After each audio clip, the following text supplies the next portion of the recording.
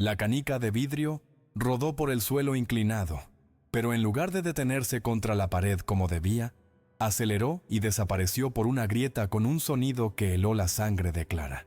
No fue el golpe sordo de tierra blanda, sino un clank metálico que resonó desde un vacío imposible, profundo, como si hubiera caído en las entrañas de un secreto que nunca debió ser descubierto.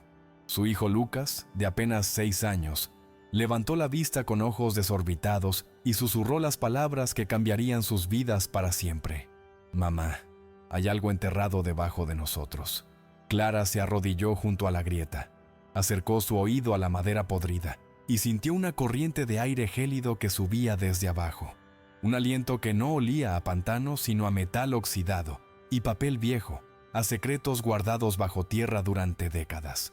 Cuando iluminó el agujero con su linterna temblorosa, vio el brillo inconfundible de cajas metálicas industriales, semienterradas en una cámara excavada deliberadamente bajo los cimientos de su casa, y supo en ese instante que la vivienda que la patrona le había regalado no era un acto de caridad, sino una tumba con inquilinos vivos.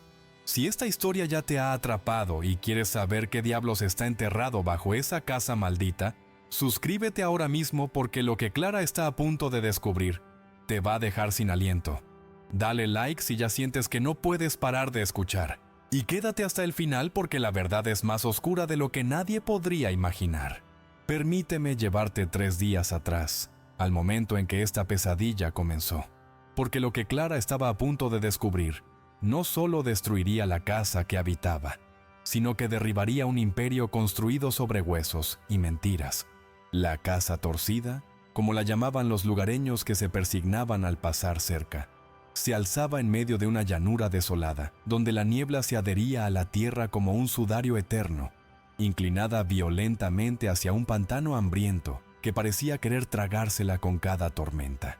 No era simplemente una vivienda descuidada, era una monstruosidad arquitectónica de madera podrida que desafiaba la gravedad, con ventanas visqueando en direcciones opuestas y un suelo tan inclinado que caminar por sus habitaciones provocaba náuseas y vértigo constante. El viento no soplaba aquí, aullaba entre las grietas de las paredes creando una sinfonía de lamentos, y el crujido perpetuo de las vigas fatigadas sonaba como los huesos de un gigante moribundo que se negaba a caer. Por el camino de barro y desesperanza caminaba Clara, una mujer cuya silueta se recortaba contra el cielo gris, cargando maletas remendadas y el peso aplastante de una viudez reciente con 6 bocas pequeñas que alimentar.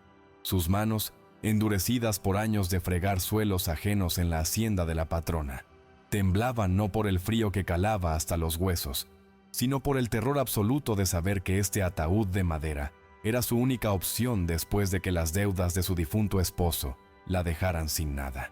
Al cruzar el umbral, la realidad del interior la golpeó con la fuerza de un bofetón. El suelo no estaba nivelado, y cada paso requería un esfuerzo consciente para no resbalar hacia el lado declinado de la sala. El olor a moho era tan denso que se podía saborear en la garganta, y los niños instintivamente se agruparon en el centro sintiendo que no estaban solos en este lugar olvidado por Dios. Esta propiedad ruinosa había sido el generoso pago final de su antigua patrona, una mujer con el corazón tan duro como las tierras que poseía, entregándole las llaves oxidadas con una sonrisa gélida, que no era caridad, sino una sentencia de muerte. Clara recordaba ese momento en la mansión de techos altos y suelos de mármol pulido, sentada frente a la anciana matriarca que le extendió los papeles, como si le estuviera haciendo un favor inmenso, mientras los otros sirvientes miraban con lástima sabiendo que nadie duraba mucho en ese lugar maldito. Pero el hambre es un motor poderoso, y con el invierno amenazando en el horizonte y los bolsillos vacíos, Clara no tenía el lujo de la dignidad ni del miedo.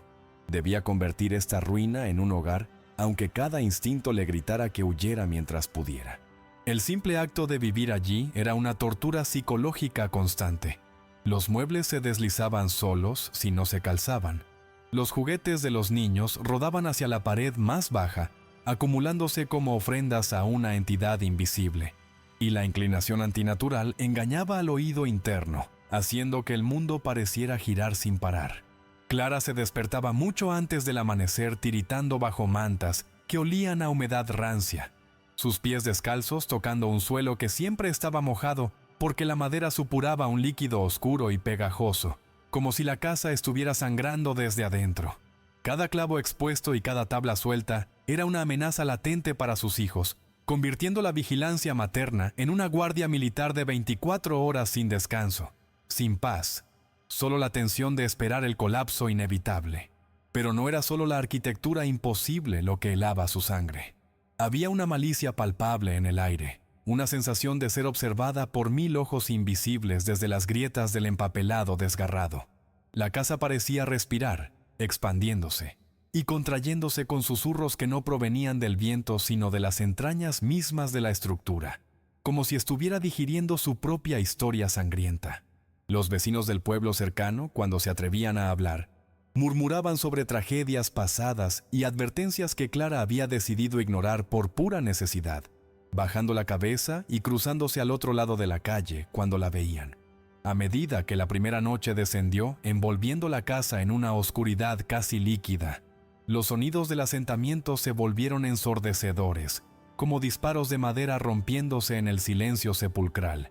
Y Clara supo que no podían quedarse aquí, pero supo aún mejor que no tenían a dónde ir. La sombra de su esposo fallecido, Antonio, pendía sobre la familia más pesada que el techo inclinado. Su ausencia era un agujero negro que absorbía la poca alegría que podría haber existido.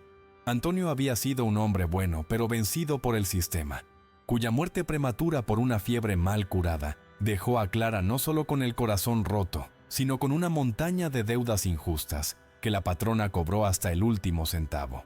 Él creía que trabajando duro podrían comprar un pedazo de tierra firme, pero murió debiendo hasta las botas que llevaba puestas, sin saber que su padre, el abuelo que nunca conocieron sus hijos, no había sido el cobarde que todos creían, sino víctima de algo mucho más oscuro que Clara estaba a punto de desenterrar. Los 6 hijos deambulaban por la casa con una cautela que no era propia de la infancia, habiendo aprendido rápido que correr o saltar era peligroso en ese plano inclinado donde todo se deslizaba hacia el abismo. Mateo, el mayor de apenas 12 años, tenía la mirada seria de un anciano y asumía responsabilidades que le robaban la niñez, ayudando a su madre a calzar los muebles y vigilando a los más pequeños. Los pequeños lloraban a menudo, no solo por hambre, sino porque la inclinación les provocaba mareos constantes y dolores de cabeza, un malestar físico que los volvía irritables y frágiles como cristal a punto de quebrarse. La comida era escasa, y conseguirla era una odisea diaria donde Clara hacía trabajos ocasionales en el pueblo lejano, llenándose el estómago con agua y amargura para que sus hijos pudieran comer una cucharada más. Cada comida era un ejercicio matemático de racionamiento, fingiendo no tener hambre mientras veía a sus hijos adelgazar día tras día, sus ropas quedándoles cada vez más grandes como sudarios de muertos vivientes. Fuera de la casa, el jardín trasero no era un lugar de recreo, sino una extensión de selva pantanosa que Clara había prohibido terminantemente a los niños. Pero lo que más la inquietaba no era la naturaleza salvaje, sino la presencia esporádica de los hombres de la patrona, jinetes silenciosos que se detenían en la linde del bosque para observar la casa, vigilando, asegurándose de que la viuda se mantuviera dentro de los límites de su miseria. Al caer cada noche, la soledad se volvía absoluta y aterradora. No había luces de vecinos a lo lejos, solo la oscuridad impenetrable del campo que parecía presionar contra las ventanas sucias. La única luz era la de las velas que Clara racionaba, creando islas de iluminación tenue rodeadas de un mar de sombras que se alargaban grotescamente debido a las paredes torcidas, y era en estas horas cuando el miedo se instalaba en su pecho. Un miedo visceral a que la casa decidiese que esa noche era la noche en que se rendiría a la gravedad, aplastándolos a todos mientras dormían. A pesar de todo, Clara mantenía una fachada de acero frente a sus hijos, ocultando sus lágrimas y su pánico detrás de una máscara de severidad y eficiencia, contándoles historias para distraerlos del ruido del viento y prometiéndoles que las cosas mejorarían cuando llegara la primavera, aunque en su interior sabía que el invierno sería largo y cruel. Y fue precisamente esa noche cuando Lucas jugaba con su canica en el rincón más oscuro, intentando distraerse del hambre y del frío, cuando el niño notó que la pequeña esfera de vidrio no seguía las leyes de la física que gobernaban el resto de la casa inclinada. La canica rodó, se desvió bruscamente a mitad de camino como jalada por una fuerza magnética invisible, y cayó por esa grieta entre las tablas, produciendo ese sonido metálico imposible, que resonó desde las profundidades como el primer latido de una verdad enterrada que estaba a punto de resucitar y devorarlos a todos. Clara no pudo dormir esa noche, sus ojos clavados en la grieta del suelo como si fuera una herida abierta en la realidad misma, escuchando el goteo constante de la lluvia que se filtraba por el techo y el crujido incesante de la madera, que parecía hablarle en un idioma de advertencias. Sabía que debía ignorar lo que Lucas había encontrado, tapar la grieta con algún trapo viejo y fingir que el sonido metálico nunca ocurrió, porque en esta región donde la patrona era la única ley, curiosear demasiado era una sentencia de muerte más efectiva que cualquier verdugo. Pero mientras observaba a sus hijos dormir amontonados contra la pared baja, deslizándose lentamente por el suelo inclinado incluso en su sueño inquieto, la necesidad de entender qué estaba causando el hundimiento superó al miedo a la autoridad. Al amanecer del tercer día, cuando los niños apenas despertaban con los estómagos vacíos, rugiendo, Clara tomó la decisión que cambiaría el curso de sus vidas. Fue a la cocina y rebuscó en la caja de herramientas oxidadas que había pertenecido a Antonio, hasta encontrar una palanca de hierro corta y pesada, el metal frío en su mano, devolviéndole algo de control en medio de la impotencia absoluta. Volvió a la habitación donde sus hijos la miraban con ojos grandes y asustados, viendo en su madre una determinación feroz que los asustaba y tranquilizaba a la vez, sabiendo que ella iba a hacer algo drástico y en su silencio le daban su permiso tácito. Se arrodilló junto a la grieta, clavó el extremo de la palanca en la unión de las tablas podridas y respiró hondo llenando sus pulmones con el aire húmedo de la habitación. El primer golpe fue tentativo, probando la resistencia de la madera que se dio con un crujido húmedo y desagradable como si estuviera rompiendo un hueso enfermo, y comenzó a golpear con más fuerza, canalizando toda su frustración, su duelo y su rabia en el acto físico de romper el suelo que la aprisionaba. La madera saltó en astillas oscuras, revelando la capa inferior de subsuelo que estaba extrañamente seca y polvorienta, contradiciendo la humedad del pantano exterior. Y Clara arrancó una tabla entera jadeando por el esfuerzo, mientras el agujero se abría como una boca negra en el suelo de la habitación. Iluminó el interior con la linterna de mano cuyo haz de luz tembloroso cortó la oscuridad del subsuelo, revelando que la casa no descansaba sobre cimientos sólidos, sino sobre una serie de vigas transversales que colgaban precariamente sobre un vacío inexplicable. No era un simple sótano, era una excavación, un espacio deliberadamente vaciado bajo la estructura principal donde la tierra se había erosionado en un lado, creando el desnivel que inclinaba la casa. Pero lo que causaba la erosión no era el agua, sino el colapso de una estructura enterrada más abajo. Brillando la luz hacia el fondo, vio el destello que había provocado el sonido metálico.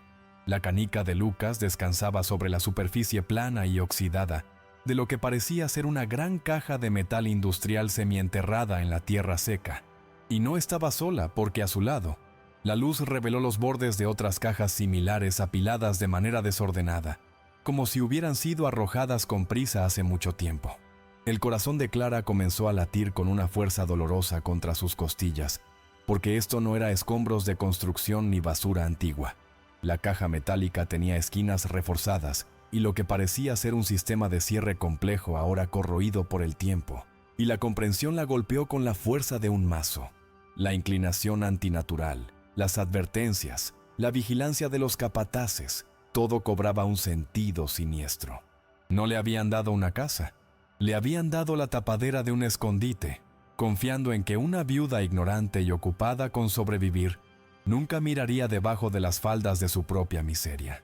Con manos temblorosas, apartó más tierra agrandando el agujero lo suficiente para bajar, ignorando las protestas asustadas de Mateo, quien le susurraba que subiera, que era peligroso. Necesitaba tocarlo, necesitaba confirmar que no era una alucinación provocada por el estrés y el hambre, así que se descolgó con cuidado y sus pies aterrizaron sobre la superficie metálica con un golpe sordo. El aire allí abajo era denso y sofocante, cargado de polvo de décadas, y se sentía como profanar una tumba, invadir un espacio que estaba destinado a permanecer sellado para siempre, bajo el peso de la casa y el olvido. Limpió la superficie de la caja más cercana con la manga de su suéter, quitando una capa de suciedad grisácea, para revelar un estarcido militar o industrial apenas legible, que no entendía, pero que hablaba de una solidez que no era casual. Intentó levantar la tapa, pero estaba sellada por el óxido y el tiempo. Sin embargo, una de las cajas laterales que había causado el hundimiento al ceder su propia estructura estaba rota en una esquina. Clara acercó la linterna a la rotura y vio a través de la grieta irregular del metal el interior. No había oro ni joyas, sino fajos de papeles amarillentos y carpetas de cuero que parecían archivos legales, documentos que alguien había necesitado esconder con tanta desesperación que construyó una casa entera sobre ellos. Fue en ese momento, rodeada de oscuridad y bajo los cimientos de su hogar podrido, cuando Clara comprendió que había cruzado una línea de la que no había retorno. Al romper el piso, había roto también el pacto silencioso de sumisión que tenía con la patrona, y ya no era solo una inquilina agradecida, sino una testigo. El miedo se transformó en una adrenalina fría que agudizó sus sentidos, porque si la patrona sabía que ella había visto esto, sus vidas valían menos que la madera podrida de arriba. Subió de nuevo a la habitación jadeando, y cubierta de polvo y telarañas con la mirada cambiada. Y los niños la miraban esperando una explicación, pero ella solo pudo hacerle señas de que guardaran silencio mientras tapaba el agujero apresuradamente con las tablas rotas y arrastraba una vieja alfombra encima, camuflando la herida en el suelo. Pero el daño estaba hecho, o mejor dicho, la verdad estaba desenterrada, y Clara se sentó sobre la alfombra sintiendo el metal frío bajo las capas de madera y tela, sabiendo que esa noche nadie dormiría, y que la verdadera pesadilla acababa de comenzar. A media mañana del día siguiente, el sonido de cascos chapoteando en el barro rompió la tensa calma del interior, y el jinete que había estado vigilando desde el bosque se acercaba a la casa. Clara ordenó a los niños que se quedaran en el cuarto trasero sin hacer ni un solo ruido. Cerró la puerta con suavidad pero firmeza. Se alisó el delantal sucio y respiró hondo para controlar el galope de su corazón antes de dirigirse a la puerta principal. Cuando abrió, el viento húmedo la golpeó en la cara, trayendo consigo el olor a tabaco fuerte y caballo mojado. Y el capataz, un hombre de rostro marcado por cicatrices y ojos vacíos de empatía, la miraba desde su montura, dominando la escena con una arrogancia que le daba su posición de poder. «La patrona manda saludos», dijo con una voz que sonaba como grava siendo triturada sin desmontar. «¿Quiere saber si se están acomodando bien?» La pregunta no era amable. Era una inspección velada, una forma de recordarles quién era el dueño de sus destinos. Y Clara se obligó a sostenerle la mirada, aunque sus rodillas temblaban bajo la falda larga. «Estamos bien», mintió con la voz más firme que pudo reunir. «La casa tiene sus mañas, pero tenemos techo». El capataz escupió un chorro de tabaco al suelo cerca de sus pies descalzos. Un gesto de desprecio calculado, y sus ojos recorrieron la estructura inclinada, deteniéndose en los cimientos visibles, antes de volver a Clara con una sospecha reptiliana. «Cuidado con el suelo, viuda», advirtió inclinándose ligeramente hacia adelante en su silla de montar. «Esta tierra es traicionera. A veces se traga cosas y personas. Mejor no escarbar donde no se debe». La amenaza fue tan directa que Clara sintió un escalofrío recorrerle la espina dorsal, porque sabían algo. Tal vez no sabían que ella había encontrado las cajas, pero sabían que el secreto estaba en peligro. «Solo quiero plantar unas flores», respondió ella, jugando la carta de la ingenuidad femenina, esperando que su apariencia de mujer simple y vencida despistara su malicia. El hombre soltó una risa seca y sin humor. «Aquí no crecen flores, mujer. Solo mala hierba». Con eso giró el caballo bruscamente y se alejó al trote, dejando a Clara temblando en el umbral, consciente de que acababa de pasar una prueba, pero que la verdadera inspección estaba por venir. Al cerrar la puerta y echar el cerrojo oxidado, se dejó caer contra la madera sintiendo que le faltaba el aire. y la visita había confirmado sus peores temores. No eran libres, eran prisioneros en una celda abierta. Corrió hacia la ventana trasera y vio que el capataz no se había ido lejos, sino que había vuelto a su puesto en el límite del bosque, esta vez acompañado por otro jinete. Ahora eran 2 pares de ojos vigilando la casa torcida, y la soga se estaba apretando. Clara entendió que cualquier intento de salir con los niños y las maletas sería interceptado, que no podían huir sin levantar sospechas, y que si intentaban llevarse algo del subsuelo, serían detenidos antes de llegar al camino principal. Estaban atrapados con la evidencia de un crimen que no comprendían del todo, y la tarde trajo consigo un deterioro acelerado de las condiciones dentro de la casa, cuando la lluvia se intensificó golpeando el techo de chapa con una furia ensordecedora que hacía imposible cualquier conversación normal. Goteras nuevas aparecieron en el techo justo encima de donde Clara había puesto la alfombra para tapar el agujero, obligándola a colocar ollas y cuencos que se llenaban con un ritmo hipnótico y enloquecedor. El agua que entraba no era limpia, sino oscura, teñida por la brea del techo, y la suciedad acumulada manchando el piso y aumentando la sensación de abandono. Y Clara corría de un lado a otro vaciando recipientes luchando una batalla perdida contra el agua, mientras los niños lloraban por el frío húmedo que se filtraba en sus huesos. El hambre comenzó a mostrar sus dientes más afilados porque la despensa estaba casi vacía. Quedaba medio paquete de arroz y unas pocas papas que empezaban a brotar. Así que Clara cocinó todo lo que tenía en una olla grande de arroz aguado, sabiendo que era la última comida caliente que tendrían en días si no lograba salir al pueblo. Sirvió las porciones dándose a sí misma solo el caldo para engañar al estómago, observando a sus hijos devorar la comida con una voracidad que le partió el corazón. Y la pequeña Sofía de 4 años preguntó inocentemente cuándo vendría papá a traerles más comida. Una pregunta que cayó en la mesa como una piedra recordando la ausencia del proveedor y la soledad absoluta de su situación. Clara tuvo que morderse el labio hasta casi sangrar para no estallar en llanto frente a ellos. Y cuando la noche cayó de nuevo, la oscuridad trajo consigo un terror renovado, porque sin velas suficientes, la casa se sumió en penumbras iluminadas solo por los relámpagos que estallaban fuera. Fue entonces cuando los ruidos del sótano cambiaron. Ya no eran solo crujidos de asentamiento, sino golpes secos como si algo o alguien estuviera golpeando el metal desde abajo. La imaginación de Clara, alimentada por el agotamiento y el miedo, comenzó a jugarle malas pasadas. Y el sonido era rítmico, insistente, un tamborileo que parecía sincronizarse con los latidos de su propio corazón, llevándola al borde de la histeria. Mateo se acercó a ella en la oscuridad, su mano pequeña buscando la de su madre. «Mamá, hay alguien abajo», susurró confirmando que no era una alucinación, y Clara lo abrazó con fuerza tapándole los oídos. «Es la casa, hijo, solo es la casa vieja que se queja del viento». Mintió de nuevo, odiándose por cada falsedad que tenía que decir para protegerlos, pero sabía que tenía que bajar otra vez, porque no podía pasar otra noche sin saber qué contenían exactamente esos documentos. La curiosidad se había convertido en una necesidad de supervivencia, porque si iba a morir en este agujero, necesitaba saber por qué. Necesitaba un arma, y esa arma estaba hecha de papel y tinta enterrada en el lodo.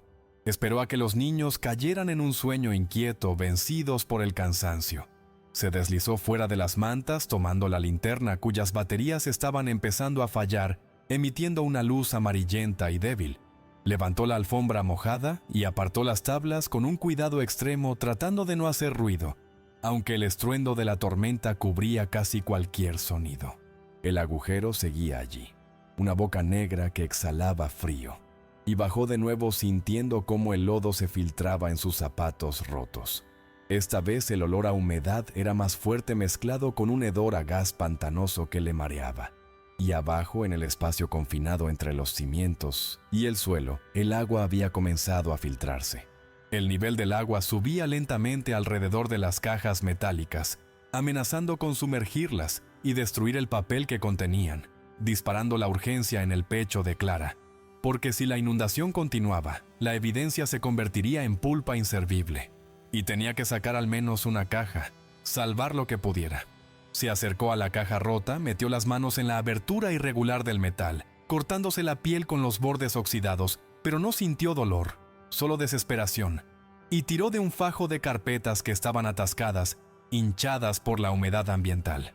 Luchó con la caja gruñendo por el esfuerzo sus pies, resbalando en el barro aceitoso cuando la casa gimió sobre su cabeza. Una viga maestra crujió con un sonido similar a un disparo, y polvo y astillas cayeron sobre su pelo. Estaba arriesgando ser aplastada para salvar unos papeles de gente muerta, pero algo en su interior le decía que esos papeles eran la única herencia valiosa que podría dejarles a sus hijos. La verdad. Finalmente, logró liberar una carpeta de cuero grueso, pesada y húmeda. La abrazó contra su pecho como si fuera un bebé recién nacido, y se preparó para subir, pero el suelo bajo sus pies cedió repentinamente.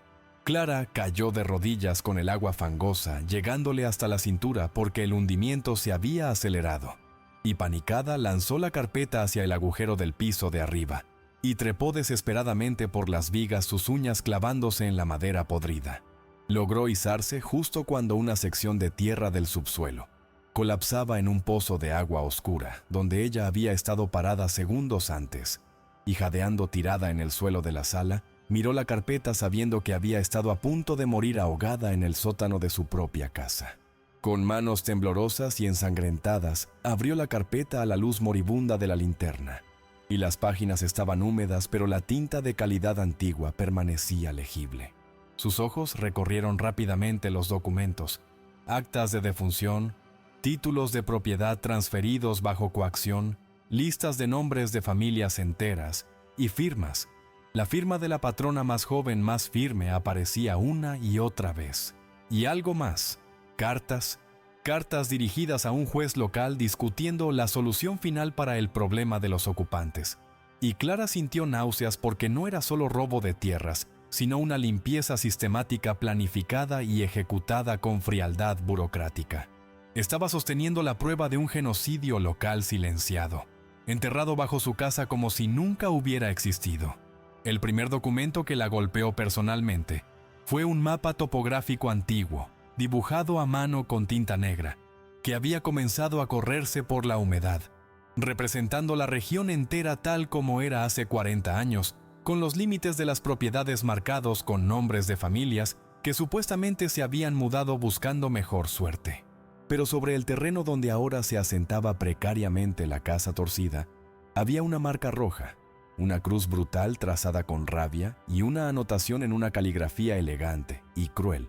Zona de disposición final, fosa 4. La casa no había sido construida para vivir, había sido construida para ocultar, y Clara comprendió con una claridad aterradora que sus hijos habían estado durmiendo, jugando y creciendo sobre el cementerio secreto de sus propios ancestros. Encontró una lista de inventario mecanografiada en papel cebolla transparente, titulada Objetos recuperados de los desalojados, detallando pertenencias personales, relojes, anillos de boda, escrituras originales robadas. Y allí en el renglón número 12 estaba el nombre que heló su sangre: Antonio Morales padre, el suegro de Clara, el hombre que, según le había contado su esposo, había abandonado a su familia por cobardía. La mentira se desmoronó en un instante porque no había huido, lo habían casado, y su nombre estaba marcado con un término de contrato, al lado de una referencia cruzada al mapa. Ubicación fosa 4. Las lágrimas de Clara no eran de tristeza, sino de una comprensión ácida que quemaba sus ojos, porque su esposo Antonio había vivido toda su vida bajo la sombra de la vergüenza, creyéndose hijo de un cobarde, trabajando hasta la muerte para pagar deudas a la misma familia que había asesinado a su padre y robado su herencia. La crueldad de la patrona no tenía límites. No solo los había matado, sino que había esclavizado a sus descendientes, usando la deuda generada por el robo de sus propias tierras, y la casa torcida estaba literalmente construida sobre los huesos del abuelo de sus hijos. El hundimiento, los ruidos, la malicia que sentían no eran fantasmas, sino la física de la descomposición de una masacre oculta bajo los cimientos. Siguió leyendo, devorando la información con una voracidad mórbida, encontrando recibos de pago a contratistas para la construcción rápida de la estructura de madera, con instrucciones específicas de no usar cimientos profundos para no perturbar el suelo recién removido. La casa era una tapadera temporal que se había vuelto permanente, un parche barato sobre una herida abierta en la tierra, y Clara entendió por qué la casa se inclinaba. La tierra se asentaba a medida que los cuerpos y las cajas se descomponían, y colapsaban creando vacíos que la estructura de arriba no podía soportar. Encontró un documento legal, una confesión firmada pero nunca entregada escrita por un capataz anterior en su lecho de muerte buscando absolución, describiendo la noche de la masacre con detalles que revolvieron su estómago. Los gritos silenciados por la lluvia, los cuerpos arrastrados al pantano, y cómo la matriarca, la misma mujer que le sonrió al darle las llaves, había observado todo desde su carruaje, asegurándose de que la plaga fuera erradicada de raíz. Ese papel era la prueba definitiva, el eslabón que conectaba la mano de la patrona con el gatillo, destruyendo cualquier posibilidad de negación plausible.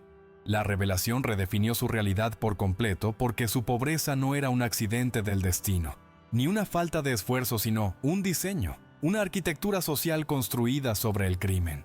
La deuda que le reclamaban era una ficción legal para mantenerla sumisa, y cada día que había fregado los pisos de la mansión, había estado limpiando la casa de los verdugos de su familia. La rabia que surgió en su pecho fue tan intensa que por un momento olvidó el miedo a los hombres que venían afuera, y ya no se sentía como una sirvienta, sino como la dueña legítima de todo lo que la rodeaba por derecho de sangre y dolor.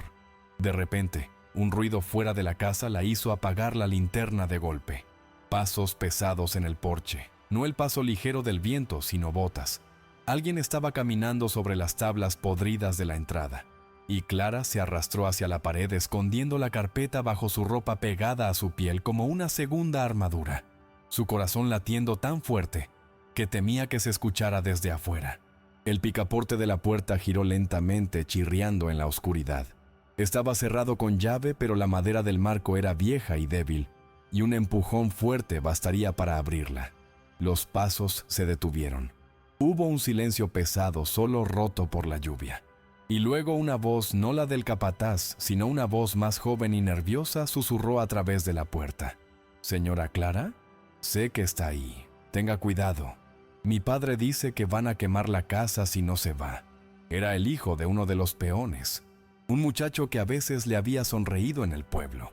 Y antes de que Clara pudiera responder, se escuchó el relincho de un caballo, y el muchacho salió corriendo sus pasos, perdiéndose en el barro. La advertencia quedó flotando en el aire frío de la sala. Van a quemar la casa. No iban a esperar a que se cayera, sino que iban a acelerar el proceso. Clara se quedó paralizada porque el fuego en una casa de madera seca y podrida con el viento a favor sería una trampa mortal en cuestión de minutos. Miró a sus hijos dormidos, ajenos a la sentencia de muerte que pendía sobre ellos, y la desesperación se transformó en una furia fría y calculadora. No podía irse, no podía quedarse, estaba acorralada, y la única salida era el ataque.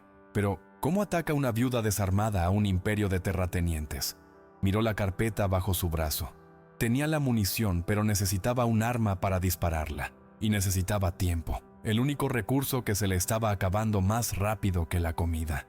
El dilema moral comenzó a devorarla desde adentro como un ácido corrosivo. Por un lado, la pragmática necesidad de proteger la vida biológica de sus hijos. Por el otro, la necesidad espiritual de proteger su futuro moral. Porque si entregaba los papeles, salvaría sus cuerpos, pero condenaría sus almas a vivir con la vergüenza eterna de saber que su bienestar se basaba en la injusticia. Si luchaba, arriesgaba verlos morir esa misma noche bajo el fuego o el colapso de la casa, una posibilidad tan aterradora que le cortaba la respiración. Y Clara se sintió atrapada en un callejón sin salida existencial, donde cualquier movimiento resultaba en una pérdida inaceptable. La tentación de elegir el camino fácil era casi física, una voz dulce que susurraba en su oído prometiendo calor, comida y seguridad para sus 6 hijos si tan solo aceptaba ser cómplice. Si aceptaba que la muerte de los campesinos y el sufrimiento de su esposo fueran el precio de su propia comodidad. Todo eso estaba al alcance de su mano si simplemente abría la puerta, entregaba la evidencia a los hombres de la patrona y negociaba una salida segura, quizás incluso una compensación financiera que cambiaría sus vidas para siempre. ¿Quién la juzgaría? Era una viuda sola contra el mundo. Nadie esperaría que fuera una mártir. Nadie le reprocharía que eligiera la vida de sus hijos sobre la memoria de unos muertos que ya no podían ser salvados. Pero la imagen de la comodidad se disolvió tan rápido como llegó, cuando sus ojos se posaron en las manos de Mateo, que temblaban mientras sostenía a su hermano menor. Si aceptaba el dinero de sangre, ¿cómo podría volver a mirarlos a los ojos? ¿Cómo podría enseñarles sobre la honestidad y la dignidad si su propia supervivencia estaba financiada por el silencio de un genocidio? La casa torcida crujió violentamente como si la estructura misma rechazara la idea de la traición, recordándole que los cimientos sobre los que estaban parados eran sagrados por el sufrimiento que ocultaban. La decisión comenzó a cristalizar en su mente fría y dura como un diamante. Recordó las noches que su esposo Antonio pasó llorando de impotencia, consumido por la deuda y la vergüenza, y supo que no podía permitir que sus hijos heredaran esa misma carga. Si morían hoy, morirían de pie defendiendo la verdad, no arrodillados suplicando clemencia a los asesinos de su abuelo. Y fue una elección que trascendió la lógica maternal básica de protección a toda costa, y entró en el terreno del sacrificio heroico. Clara decidió que la dignidad de su familia valía más que sus vidas, una conclusión aterradora que le dio una calma sobrenatural en medio del caos. Se levantó del suelo sacudiéndose el polvo de las rodillas, y su postura cambió radicalmente porque ya no estaba encorvada por el peso del mundo, sino erguida, tensa, lista para la violencia. Miró a sus hijos uno por uno, y en silencio les pidió perdón por la guerra a la que los estaba arrastrando, prometiéndose que si sobrevivían caminarían con la cabeza alta por el resto de sus días. Tomó la carpeta y en lugar de esconderla o prepararla para la entrega, la metió dentro de una bolsa de plástico hermética y la ató a su propio cuerpo con un trozo de cuerda, asegurándose de que la verdad estuviera pegada a su piel, inseparable de su destino. «Escúchenme bien», dijo a sus hijos con una voz que no admitía réplica tan firme que incluso el viento pareció callar por un momento para escucharla. «No vamos a abrir esa puerta, no vamos a pedirles nada. Esta casa es nuestra y la verdad que está abajo es nuestra». Mateo asintió entendiendo la gravedad del momento y tomó un viejo palo de escoba como arma poniéndose al lado de su madre. Y la decisión estaba tomada. Al rechazar la negociación, Clara había declarado la guerra total, eliminando cualquier posibilidad de una resolución pacífica. Y sabía que la casa no aguantaría mucho más, que el colapso final era inminente debido a la tormenta y al daño estructural.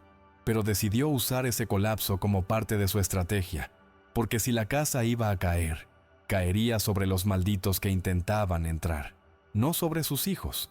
A lo lejos, las luces de los vehículos se habían detenido cerca, y podía ver las siluetas de los hombres bajando, armados no con papeles, sino con antorchas y barras de hierro. Venían a terminar el trabajo que empezaron hace 40 años. Venían a borrar la fosa 4 y a cualquiera que viviera encima de ella, y Clara entendió que la inundación y el colapso de la casa eran irónicamente sus aliados porque el caos dificultaría el avance de los atacantes. Tenía que usar el terreno, la casa moribunda y la tormenta contra ellos, y comenzó a mover los muebles más pesados contra la puerta principal y la trasera construyendo barricadas patéticas con sillas y mesas que se deslizaban por la inclinación del suelo. Era un esfuerzo inútil contra el fuego, lo sabía, pero necesitaba hacer algo físico para no volverse loca. Y mientras empujaba un armario viejo, vio por la ventana un resplandor a lo lejos en dirección a la hacienda. Luces, antorchas o faros de camionetas se estaban agrupando. El llanto de Lucas la sacó de su concentración porque el niño se había despertado llorando, señalando el techo donde una grieta nueva se había abierto, y agua sucia goteaba directamente sobre su cara. Clara lo movió abrazándolo y sintió que el niño ardía en fiebre porque la humedad y el frío habían cobrado su precio y ahora tenía un hijo enfermo, una casa que se desmoronaba, asesinos en la puerta y una verdad que quemaba en sus manos.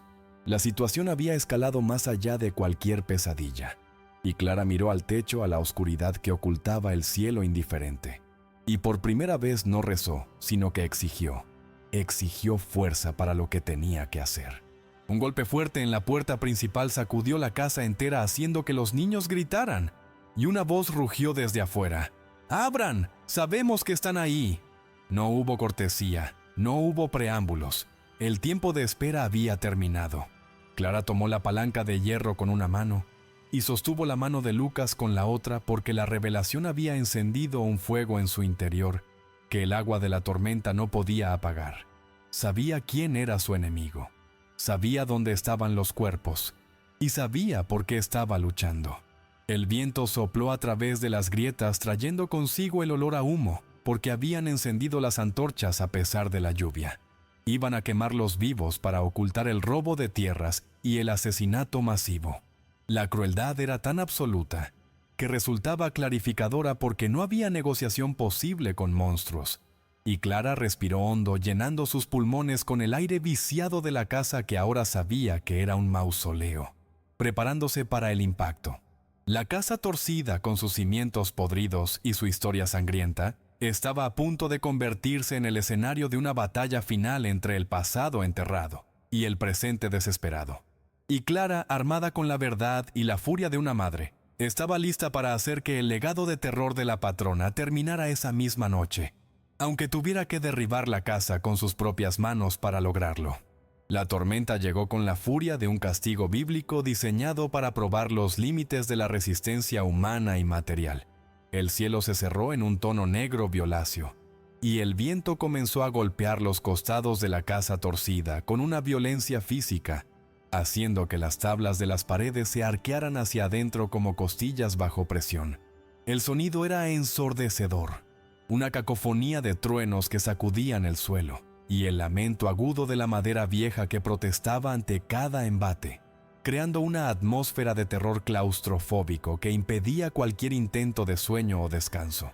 Clara, sentada en el borde de la cama, sentía cómo la estructura entera oscilaba, un movimiento nauseabundo que le revolvía el estómago y le confirmaba que su refugio era en realidad una trampa mortal suspendida sobre el barro. Justo cuando la desesperación parecía ganar la batalla, un estruendo colosal sacudió la casa entera mucho más fuerte que cualquier trueno. No vino del cielo, sino de la tierra. La casa se inclinó bruscamente 5 grados más hacia el pantano. Los muebles rodaron, los platos se estrellaron, y los niños gritaron despertando en pánico mientras Clara se aferró a una columna, sintiendo que el mundo se volcaba. El deslizamiento final había comenzado y ya no era una cuestión de días u horas. La casa estaba cayendo ahora, y en medio del caos, con el suelo convertido en una rampa resbaladiza, Clara vio a través de la ventana rota que las luces se acercaban rápidamente por el camino. Los hombres venían, no para amenazar sino para ejecutar, y tenía minutos para decidir cómo morir o cómo luchar. Agarró la carpeta, agarró a Lucas en brazos y gritó a los otros niños que se agarraran de sus manos porque la escalada de tensión había terminado y la guerra había comenzado. El mundo se desgarró con un sonido que no parecía pertenecer a la realidad, un rugido gutural de madera y tierra que ahogó incluso los truenos de la tormenta, cuando la ladera del pantano, saturada hasta la médula por días de lluvia torrencial, decidió rendirse a la gravedad, llevándose consigo los últimos vestigios de estabilidad de la casa torcida. El suelo bajo los pies de Clara pasó de una pendiente incómoda a un ángulo de tobogán mortal de casi 45 grados, lanzando todo lo que no estaba clavado hacia la pared del fondo, con una fuerza brutal. Los muebles, las sillas, la mesa donde habían comido sus miserables cenas. Todo se deslizó en una avalancha doméstica estrellándose contra los hombres, que acababan de irrumpir en la sala, convirtiendo su entrada triunfal en una lucha caótica por mantenerse en pie. Clara, aferrada al marco de la puerta del ático con una mano y sosteniendo a la pequeña Sofía con la otra, sintió que el vértigo la golpeaba como un mazo físico, porque la casa ya no era un edificio, sino un barco hundiéndose en un océano de lodo negro. Los gritos de los hombres abajo se mezclaron con el crujido agonizante de las vigas maestras que se partían una tras otra disparando astillas como metralla a través de la oscuridad, y la estructura entera vibraba con una frecuencia tan baja que sacudía los dientes y nublaba la vista. ¡Suban! ¡No miren atrás!, gritó a los niños mayores, empujándolos hacia la oscuridad del ático, el único lugar que ahora ofrecía una salida hacia el tejado, y con suerte hacia tierra firme. Mateo, con los ojos desorbitados pero movido por la adrenalina, trepó primero ayudando a sus hermanos a subir la escalera que ahora estaba casi horizontal debido a la inclinación de la casa, y cada movimiento era una batalla contra la gravedad, donde los pies resbalaban en la madera mojada y el pánico amenazaba con congelar sus extremidades. Clara se colocó al final de la fila humana actuando como un muro viviente entre sus hijos, y el caos que ascendía desde la planta baja, donde los atacantes intentaban recuperarse del deslizamiento inicial. Abajo, el líder de los hombres, con el rostro ensangrentado por el impacto de una silla voladora, vio las piernas de Clara desapareciendo por la trampilla del techo. Rugió una orden ininteligible y comenzó a trepar sobre los muebles amontonados, intentando alcanzar la escalera. La codicia y la orden de silenciar a los testigos eran más fuertes que su instinto de conservación, porque sabía que si la viuda escapaba con la carpeta, su vida valía menos que el lodo que pisaba, y disparó su arma hacia el techo, un estallido sordo que hizo volar yeso y madera cerca de la cabeza de Clara, pero el disparo fue errático, desviado por el movimiento impredecible del suelo, que continuaba cediendo bajo el peso de la violencia y el agua. Clara cerró la trampilla del ático justo cuando una mano callosa intentaba agarrar su tobillo, pisando los dedos del atacante con toda la fuerza de su talón, impulsada por una furia primitiva, y escuchó un aullido de dolor y el sonido de un cuerpo cayendo hacia atrás, rodando hacia la pared baja de la sala. Aseguró el cerrojo oxidado, sabiendo que era una barrera temporal de papel frente a la fuerza bruta, pero ganaría unos segundos preciosos. Y el ático estaba oscuro, caliente y olía a nidos de ratas y madera vieja, iluminado solo por los relámpagos que se filtraban a través de las tejas rotas. El espacio era claustrofóbico, y el ángulo del techo obligaba a los niños a gatear hacia la lucerna, la ventana alta que daba al exterior. La casa dio otra sacudida violenta, deslizándose otros 3 metros hacia el abismo, y el sonido fue aterrador, como si la tierra estuviera masticando los cimientos de piedra, haciendo que el estómago de Clara se le subiera a la boca porque estaban en caída libre a cámara lenta. ¡La ventana! ¡Rompan la ventana!, ordenó a Mateo, pasándole la palanca de hierro que todavía llevaba consigo, y el niño golpeó el vidrio sucio que estalló hacia afuera, dejando entrar una ráfaga de viento huracanado y lluvia helada que los empapó al instante. El ruido de la tormenta invadió el pequeño espacio, ahogando los golpes que venían de la trampilla del suelo, donde los hombres estaban intentando romper la madera para subir. Salir al tejado fue una transición del purgatorio al infierno, porque la superficie de las tejas estaba cubierta de musgo resbaladizo y azotada por la lluvia, convirtiendo cada paso en una apuesta mortal. El viento tiraba de su ropa tratando de arrancarlos de la estructura y la visibilidad era nula. Y Clara salió primero, asegurando sus pies en el canalón de desagüe, comenzando a sacar a los niños uno por uno, pasándolos de mano en mano, como una cadena humana de desesperación. Abajo a su izquierda, el suelo firme parecía estar a kilómetros de distancia, separado por un río de lodo en movimiento. A su derecha, el vacío del barranco se abría como una boca negra, pero la inclinación de la casa jugaba ahora a su favor, porque el tejado trasero estaba casi a nivel del suelo elevado del jardín, que no se había desmoronado, aunque la distancia seguía siendo de un salto mortal de 2 metros sobre un abismo de cimientos expuestos. «¡Tienen que saltar!», gritó Clara por encima del viento. «¡Salten hacia el árbol!». Un viejo roble con raíces profundas que habían resistido el deslizamiento extendía una rama gruesa hacia ellos como un brazo salvador, y Mateo saltó primero, aterrizando mal, pero aferrándose a la corteza rugosa con desesperación, antes de girarse para atrapar a sus hermanos. Mientras Clara pasaba a la pequeña Sofía a los brazos extendidos de Mateo, la trampilla del ático cedió finalmente con un estruendo de madera rota, y la cabeza del capataz emergió por el hueco del tejado con los ojos inyectados en sangre y odio. Vio a la familia escapando y se lanzó hacia adelante, arrastrándose por las tejas resbaladizas, ignorando la precariedad de su posición. «¡Dame los papeles, maldita!», gritó, extendiendo una mano hacia Clara, y ella parada en el borde del abismo con la carpeta pegada a su pecho, y su último hijo Lucas, aferrado a su espalda, se giró para enfrentarlo. No había miedo en sus ojos, solo una determinación de acero, y la casa gimió una última vez. Un sonido largo y triste de capitulación estructural, cuando los pilares delanteros que habían estado actuando como frenos contra el lodo, se partieron con el sonido de cañones disparándose. La parte delantera de la casa donde estaban los otros hombres buscando las cajas en el sótano expuesto, se hundió bruscamente, inclinando el edificio casi a 60 grados, y el capataz, perdiendo el equilibrio en las tejas mojadas, resbaló hacia abajo, sus uñas arañando inútilmente la superficie cubierta de musgo, gritando mientras se deslizaba hacia el borde opuesto, hacia la caída libre que esperaba a los intrusos. Clara aprovechó el momento de desequilibrio. «¡Ahora, Lucas! ¡Salta!», gritó impulsando a su hijo hacia el árbol con todas sus fuerzas restantes, y el niño voló por el aire, aterrizando en el barro seguro junto a sus hermanos. Ahora solo quedaba ella, y el tejado bajo sus pies comenzó a desintegrarse. Las tejas se soltaban y caían al vacío, así que retrocedió para tomar impulso, pero una mano fuerte le agarró el tobillo. El capataz, colgando del borde del canalón, se había aferrado a ella en un último intento de llevarla con él o de salvarse a sí mismo, y la mirada de Clara se cruzó con la del hombre.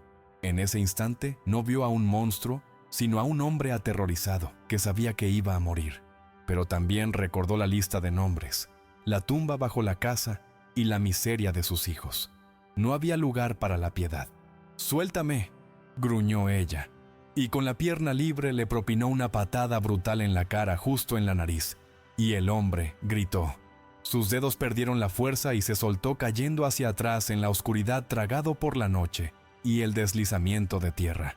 Libre del lastre, Clara corrió los 3 pasos que le quedaban de tejado firme y saltó hacia el vacío, y durante un segundo eterno estuvo suspendida en el aire, una figura oscura contra el cielo tormentoso, volando entre la ruina y la salvación.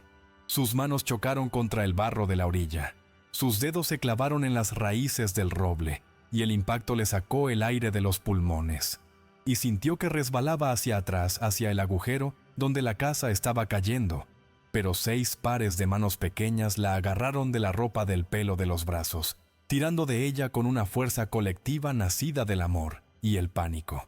Juntos, madre e hijos se arrastraron por el lodo, alejándose del borde del cráter, jadeando y llorando, hasta llegar a tierra firme y segura, y se giraron justo a tiempo para ver el acto final de la tragedia.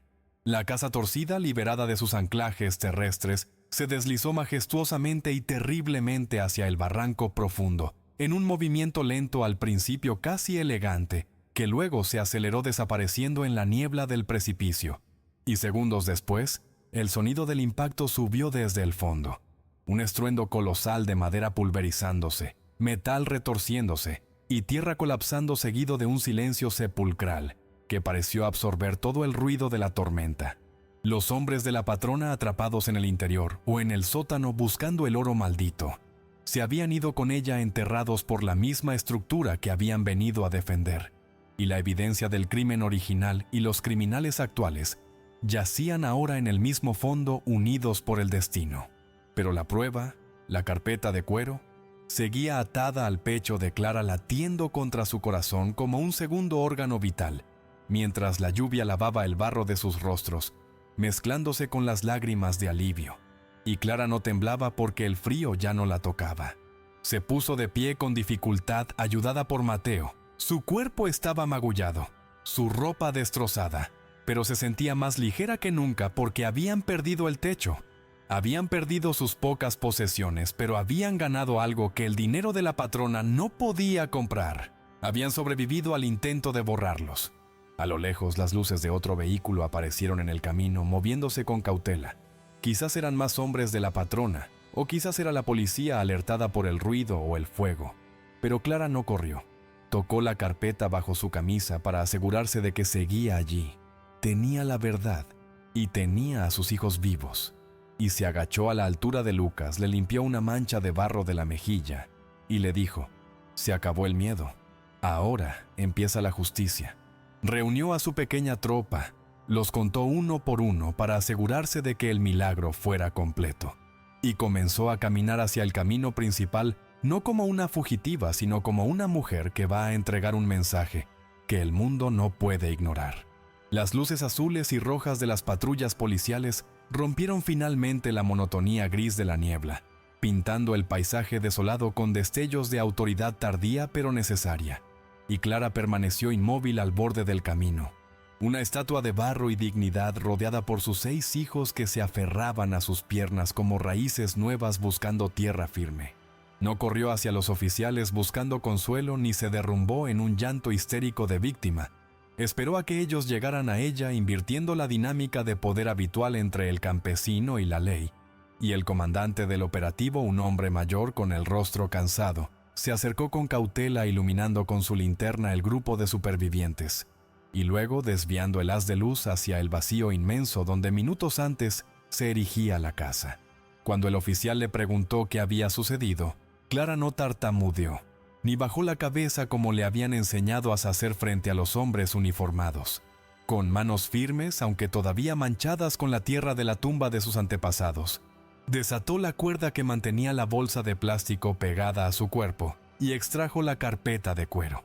La casa se cayó porque la tierra no aguantó más mentiras, dijo con una voz ronca pero clara, entregándole el documento, como quien entrega una sentencia, no una denuncia. Aquí están los nombres de los que están enterrados ahí abajo y la firma de quien los mató. El oficial tomó la carpeta sintiendo el peso físico y moral del objeto, y al abrir la primera página su expresión de rutina se transformó en una máscara de horror genuino, porque la evidencia era irrefutable. Y Clara no solo había salvado a su familia, sino que había exhumado la historia negra de toda la región. Los días siguientes fueron una mezcla borrosa de declaraciones legales, exámenes médicos y el doloroso proceso de descontaminación física y mental, donde Clara tuvo que relatar su historia una y otra vez ante fiscales y periodistas, cada repetición actuando como una puntada que cerraba la herida abierta de su trauma. No lloró al contar cómo encontró las cajas ni cómo pateó al capataz al vacío. Narró los hechos con la frialdad de un soldado que informa sobre una misión cumplida. Sin embargo, en la soledad de la noche, cuando el silencio del refugio la envolvía, las lágrimas venían silenciosas y copiosas, no por ella, sino por Antonio. Lloraba porque él no había vivido para ver este día, para saber que su padre no era un cobarde y que su apellido había sido limpiado, y esa catarsis privada era necesaria para lavar el luto acumulado que había llevado como una segunda piel. La noticia de la caída de la casa torcida y el descubrimiento de la fosa común se extendió por el pueblo con la velocidad de un incendio forestal, despertando a una comunidad que había vivido dormida bajo el terror de la patrona durante décadas. Y esa misma madrugada, mientras Clara y sus hijos recibían sopa caliente y ropa seca en la sacristía, la policía estatal, forzada por la magnitud de la evidencia y la presión inmediata de la opinión pública, realizó la redada en la mansión de la hacienda. Clara no necesitó estar allí para saber lo que pasaba porque podía sentirlo en el aire. Un cambio en la presión atmosférica de la justicia, imaginando a la patrona con su arrogancia centenaria, siendo sacada de su cama de plumas confrontada, no con rumores, sino con sus propias cartas firmadas y selladas. La transformación en sus hijos fue visible y conmovedora porque Mateo, que había envejecido prematuramente por la responsabilidad, comenzó a recuperar rasgos de su niñez perdida. Ya no escaneaba las habitaciones buscando peligros estructurales, ni temblaba cuando el viento soplaba fuerte. Había visto a su madre convertirse en una guerrera, y eso había reescrito su comprensión del mundo. El mal existe sí, pero se puede combatir. Y los más pequeños, aunque todavía tenían pesadillas con suelos que se inclinaban, encontraban seguridad en la presencia ahora monumental de Clara. Ella ya no era solo mamá, era la fuerza inamovible que había detenido el mundo para que no se cayeran.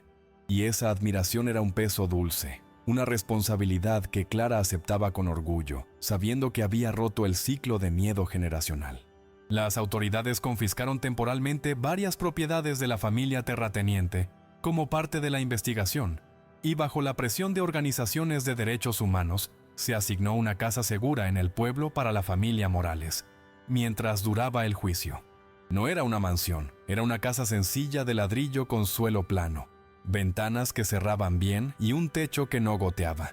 Y la primera noche que durmieron allí, Clara se despertó varias veces desorientada por la falta de inclinación, buscando el ángulo del suelo con los pies solo para encontrar una superficie horizontal y firme.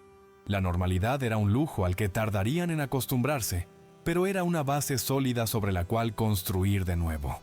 El destino del terreno donde estuvo la casa torcida quedó sellado por orden judicial. Fue declarado escena del crimen y cementerio clandestino, prohibiendo cualquier construcción futura, y con el tiempo se convertiría en un memorial, una cicatriz en el paisaje que recordaría a todos el precio de la tierra en esa región. Para Clara saber que la casa nunca sería reconstruida, que nadie más viviría sobre los huesos de su familia, fue el cierre definitivo porque el monstruo de madera había muerto y no tendría descendencia, y la tierra finalmente podría descansar y comenzar a digerir el horror que había contenido durante tanto tiempo, volviendo a ser simplemente pantano y naturaleza sin malicia humana inyectada en sus venas. Meses después de la caída, Clara regresa sola al borde del barranco, donde una vez se alzó su pesadilla de madera, no para revivir el trauma, sino para confirmar su victoria sobre el paisaje.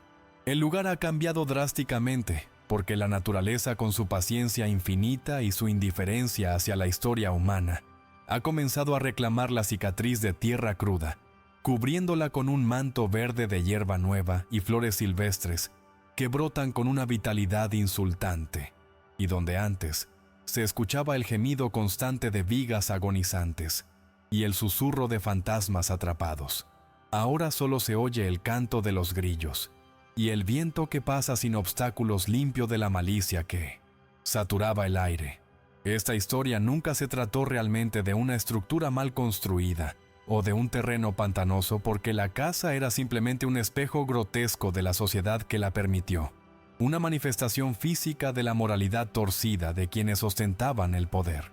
Al igual que el edificio, el sistema feudal de la región se basaba en cimientos podridos de explotación y secretos enterrados, manteniéndose en pie solo por la inercia del miedo y el silencio cómplice de los oprimidos. Y la inclinación de la casa no era un defecto arquitectónico, sino una advertencia constante de que nada construido sobre la sangre y el robo puede mantenerse recto para siempre.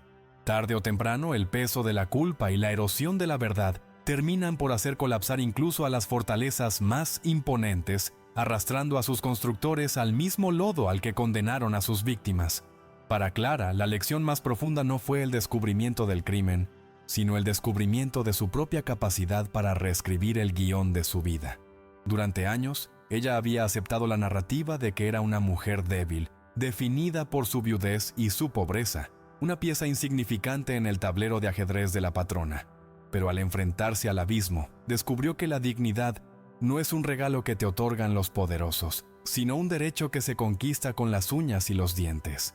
Su transformación de sirvienta a salvadora nos recuerda que el verdadero poder no reside en el dinero o en la tierra, sino en la voluntad inquebrantable de proteger a los que amamos, y en el coraje de decir no cuando todo el mundo espera que digamos sí. Los hijos de Clara, que ahora duermen en camas horizontales y caminan con la cabeza alta, son la prueba viviente de que el ciclo de la miseria puede romperse, porque ellos no heredarán el miedo servil que definió la vida de su padre, ni la vergüenza de sentirse menos que los demás. Su herencia es mucho más valiosa que cualquier propiedad. Es el recuerdo de su madre parada en un tejado bajo la lluvia desafiando a un monstruo. Y esa imagen se ha grabado en sus almas, como un tótem de fuerza, enseñándoles que aunque la vida pueda ser injusta y cruel, ellos tienen la capacidad de enfrentar cualquier tormenta, porque han aprendido que el suelo bajo sus pies puede temblar, pero que si se mantienen unidos y fieles a la verdad, nunca se derrumbarán. A veces la vida nos coloca en situaciones donde la única salida parece ser rodar cuesta abajo, dejarnos llevar por la gravedad de las circunstancias y aceptar el destino que otros han escrito para nosotros. La tentación de rendirse, de cerrar los ojos y dejar que la casa se hunda es poderosa y seductora. Pero el ejemplo de esta madre nos grita que siempre hay una elección por difícil que sea. Podemos elegir ser víctimas de la arquitectura del destino, o podemos elegir ser los arquitectos de nuestra propia salvación. Y Clara eligió la verdad sobre la seguridad, y en esa elección encontró una seguridad mucho más profunda y duradera, una que no depende de 4 paredes, sino de la fortaleza interior. El olor del pantano, que antes impregnaba cada recuerdo de esa época oscura, ha sido reemplazado en la memoria de la familia por el olor a tierra mojada después de la lluvia, un aroma que promete crecimiento y renovación.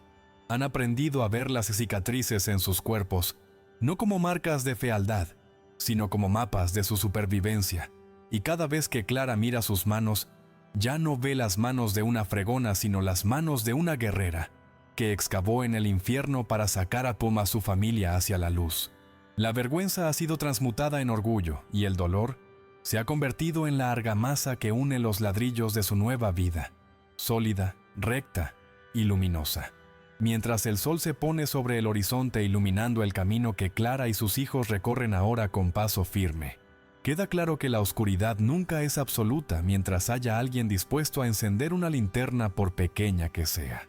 La casa torcida fue destruida, pero su destrucción fue el acto fundacional de una nueva era para toda la comunidad, enseñándonos que para construir algo nuevo y recto, a veces es necesario demoler lo viejo y podrido, sin importar cuán doloroso sea el proceso. No se puede enderezar una casa que está mal desde los cimientos. Hay que dejarla caer para poder construir de nuevo sobre tierra firme y honesta. Al final, la lección que deja la historia de la viuda y la casa maldita no tiene que ver con la construcción, sino con la condición humana y la moralidad. Todos vivimos sobre cimientos que a veces no elegimos, heredando deudas y miedos que no son nuestros, pero tenemos la opción cada día de seguir viviendo inclinados por la cobardía, o de tomar el mazo y romper el suelo para enfrentar la realidad. Clara nos demostró que la única estructura que nunca se derrumba ante la tormenta es la integridad, y que aunque el mundo entero intente doblarnos hasta quebrarnos con su peso, la rectitud moral es y siempre será la única fuerza capaz de enderezar una vida torcida. Fin. Si esta historia te estremeció hasta el alma, si sentiste cada crujido de esa casa maldita y cada latido del corazón de Clara, deja tu comentario contándome qué parte te impactó más. Comparte este video para que más personas conozcan que la justicia, aunque tarde, siempre encuentra su camino. Y recuerda, a veces las casas más torcidas son las que esconden las verdades más rectas. Nos vemos en la próxima historia.